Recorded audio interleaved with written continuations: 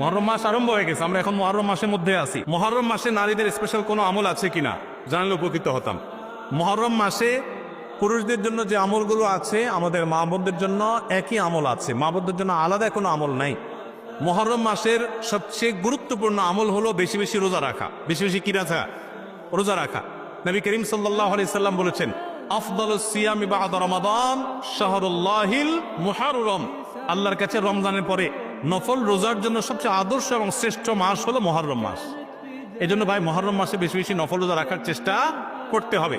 বেশি বেশি তো দূরের কথা, অনেকে একটাও রাখতে পারেন না, অন্তত 2-4টা হলেও রাখার চেষ্টা করবো ইনশাআল্লাহ। মুহররম মাস কিন্তু শুরু হয়ে গেছে, মুহররম মাস আরম্ভ হয়ে গেছে, আমরা এখন মুহররম মাসের মধ্যে আছি।